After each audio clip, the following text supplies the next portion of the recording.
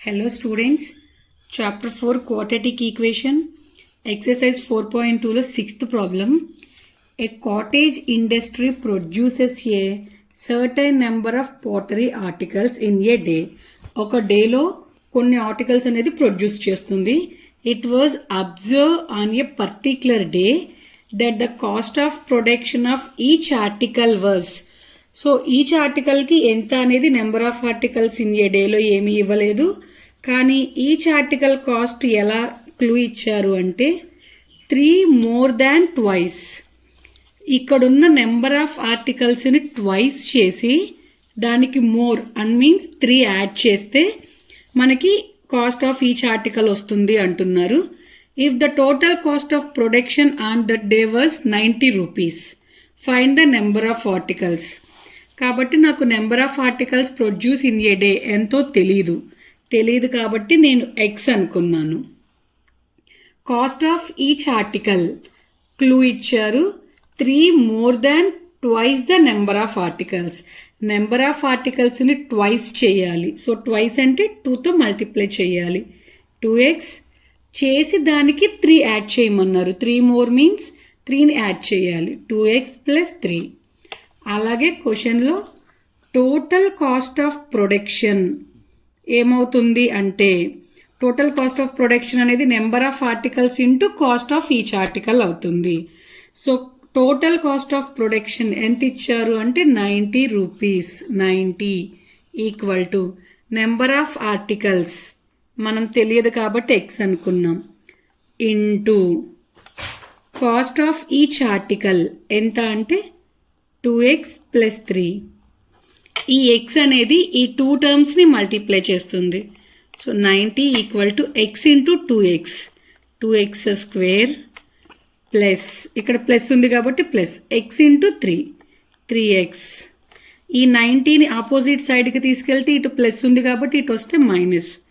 So 2x² plus 3x minus 90 equal to 0. ఇప్పుడు మనం ఈ ఫస్ట్ నెంబర్ లాస్ట్ నెంబర్ని మల్టిప్లై చేసుకుందాం. 2 ఇంటూ -90, సో -180.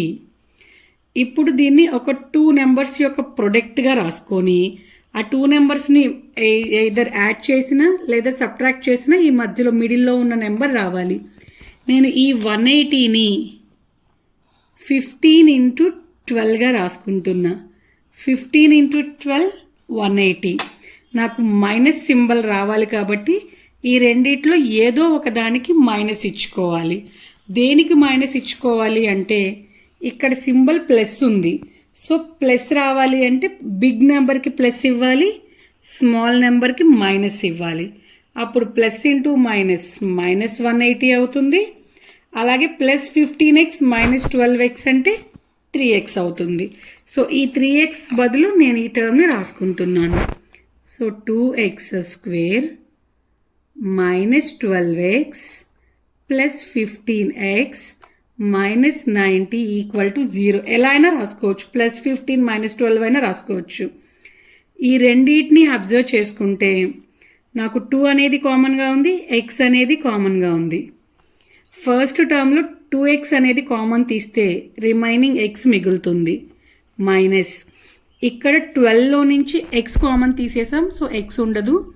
12 అంటే 2 ఇంటూ 6, 2ని కామన్ తీసాం కాబట్టి రిమైనింగ్ x మిగులుతుంది. అలాగే ఈ టర్మ్ ఇక్కడ కూడా అదే టర్మ్ రావాలి కాబట్టి నేను ప్లస్ 15ని కామన్ తీసుకుంటున్నా. 15 కామన్ తీస్తే ఇక్కడ x మిగులుతుంది మైనస్ 15 ఇంటూ 6 90 అవుతుంది.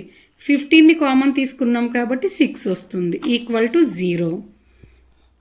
So 2x plus 15 into x minus 6 equal to 0.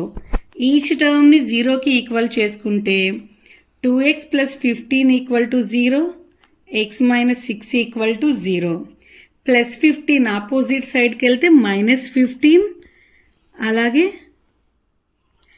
మల్టిప్లికేషన్లో ఉన్న 2 అనేది ఆపోజిట్ సైడ్కి వెళ్తే డివిజన్లోకి వెళ్తుంది. -15/2.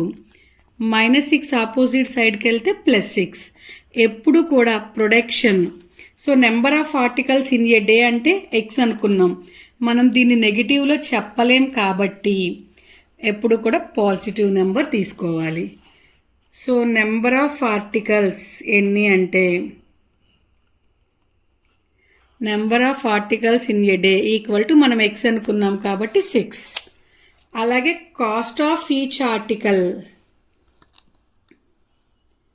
Cost equal to 2x plus 3. That means 2 into 6 plus 3.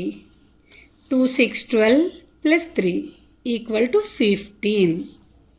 ఇది ప్రాబ్లమ్స్ కనుక అర్థమైతే సబ్స్క్రైబ్ చేసుకోండి. ఏమైనా డౌట్స్ ఉంటే కామెంట్ సెక్షన్లో కామెంట్ చేయండి.